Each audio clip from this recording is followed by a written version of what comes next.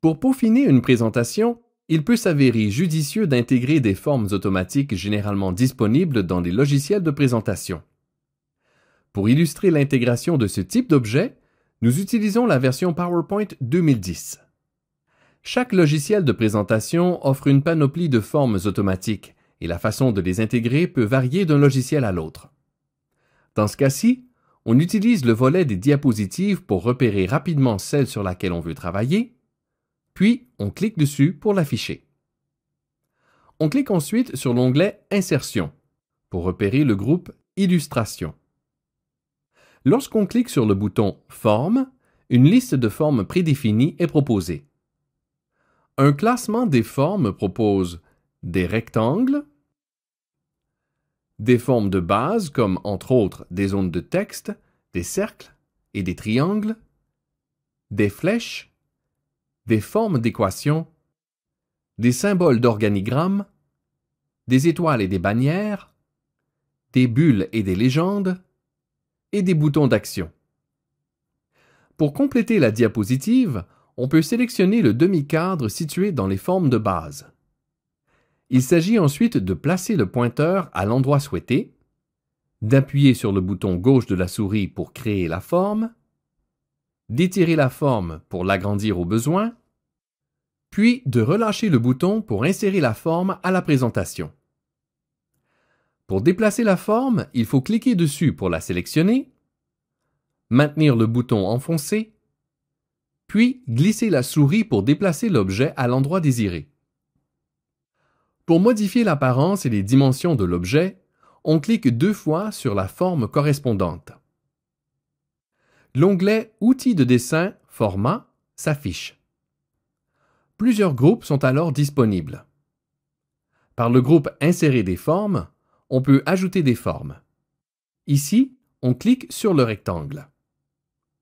On le trace sous la photo pour pouvoir y insérer un titre. Pour ajouter du texte à la forme, il suffit de cliquer sur la forme pour la sélectionner, puis de cliquer sur le bouton « Zone de texte ». On clique alors dans la forme pour y entrer tout simplement le texte.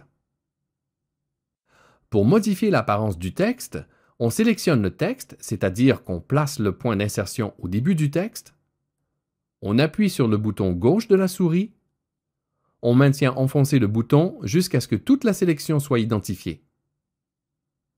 Ensuite, il suffit de repérer le groupe Still Word Art, de cliquer sur le bouton « Remplissage du texte » pour remplacer par exemple la couleur du texte, sur le bouton « Contour du texte », sur le bouton « Effet du texte » ou sur le lanceur pour accéder à l'ensemble des commandes et apporter les modifications nécessaires.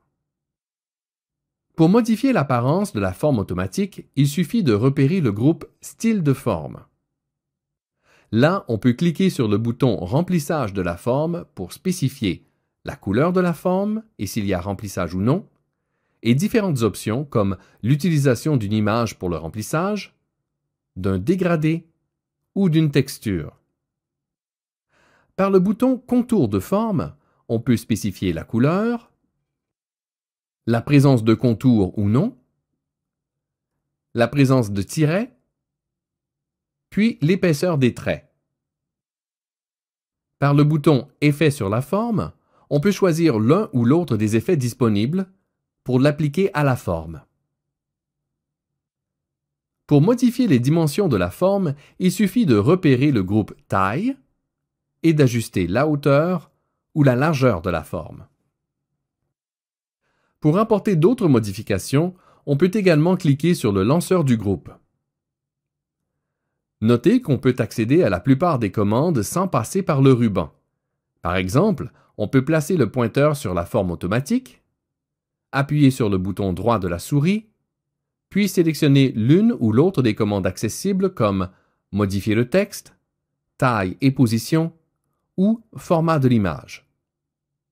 Voilà, vous êtes maintenant capable d'insérer des formes automatiques dans une diapositive, d'y ajouter du texte et de modifier leur apparence et leur dimension.